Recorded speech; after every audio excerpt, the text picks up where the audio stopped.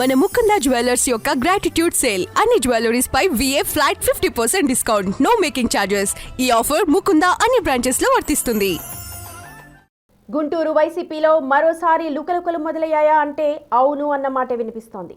ఇటీవల గుంటూరులో వైసీపీ అధ్యక్షుడు జగన్ హాజరు కాబోయే ఓ భారీ కార్యక్రమానికి ఏర్పాట్లు చేశారు నేతలు. కట్ చేస్తే కార్యక్రమానికి సరిగ్గా ముందు రోజు రాత్రి ప్రోగ్రాం వాయిదా పడినట్లు పార్టీ వెల్లడించింది. 2 రోజుల తర్వాత అదే ప్రోగ్రాంను విజయవాడలో నిర్వహించనున్నట్లు ప్రకటించింది. దీంతో గుంటూరులో వైసీపీ నేతల మధ్య అంతర్గత రాజకీయాల వల్లే జగన్ ప్రోగ్రాం ప్లేస్ మార్చినట్టు ప్రచారం జోరందుకుంది. అసలు గుంటూరు వైసీపీలో ఏం జరుగుతోంది తెలుసుకుందాం.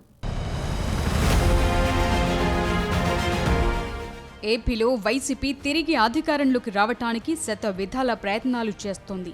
ఓవైపు ఎన్నికలకు వ్యూహరచనలు చేస్తూనే మరోవైపు పార్టీ బలోపేతంపై దృష్టి పెట్టారు ఆ పార్టీ అధ్యక్షుడు వైఎస్ జగన్. అందులో భాగంగా ఇప్పటికే పార్టీలో నియోజకవర్గాల్లో అనేక మార్పులు చేస్తూ వస్తున్నారు. అయితే రాష్ట్ర వ్యాప్తంగా వైసీపీ తీరు ఒకలా ఉంటే గుంటూరు జిల్లాలో మాత్రం నేతల మధ్య పొసగటం లేదనే టాక్ వినిపిస్తోంది. ముఖ్యంగా గుంటూరు నగరం వైసీపీలో జరుగుతున్న తాజా పరిణామాలు రాష్ట్ర వ్యాప్తంగా చర్చనీయాంశం అవుతున్నాయి. ఇప్పటికే గుంటూరు జిల్లా వైసీపీ అధ్యక్షుడు మాజీ మంత్రి అంబటి రాంబాబు అరెస్టు వ్యవహారంతో గుంటూరు వైసీపీలో భారీ కుదుపులొచ్చాయి. తాజాగా గుంటూరులో జరిగిన మరో సంఘటన వైసీపీలో అంతర్గత పోరు రాజకీయాలను బయటపెట్టాయంటున్నారు పొలిటికల్ విశ్లేషకులు. పవిత్ర రంజాన్ మాసం నేపథ్యంలో గుంటూరు వైసీపీలో మైనార్టీ నేతలు ఇఫ్తార్ విందు కార్యక్రమాన్ని ఏర్పాటు చేశారు. ఆ కార్యక్రమానికి వైసీపీ అధ్యక్షుడు మాజీ ముఖ్యమంత్రి వైఎస్ జగన్ హాజరవుతారంటూ ప్రకటించారు. ఈ నెల 10వ తేదీన గుంటూరులో జరగాల్సిన ఇఫ్తార్ విందు కార్యక్రమానికి అన్ని ఏర్పాట్లు చేశారు నేతలు. 2 రోజుల ముందు పార్టీ నేతలు, ఎమ్మెల్సీలు తలసిల రఘురాం, లేళ్ల అప్పిరెడ్డి, గుంటూరు వైసీపీ నాయకులు ఏర్పాట్లను పరిశీలించారు కూడా. గుంటూరుకు జగన్ వస్తున్నారంటూ సోషల్ మీడియాలో ప్రచారాన్ని కూడా ఆ పార్టీ గుంటూరు మైనార్టీ నేతలు స్టార్ట్ చేశారు.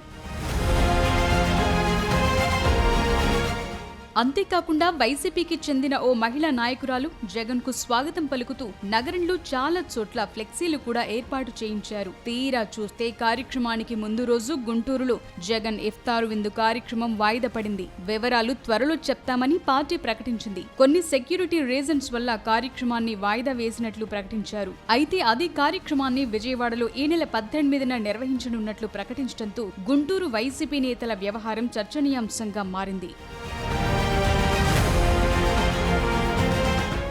వాస్తవానికి ఈ ఇఫ్తార్ విందు కార్యక్రమాన్ని సెక్యూరిటీ పర్పస్లోనే వేదిక మార్పు చేశారని చెప్తున్నా నాయకత్వంలో అంతర్గత రాజకీయాల వల్లే మార్చేశారని సొంత పార్టీ కార్యకర్తలే చర్చించుకుంటున్నారట.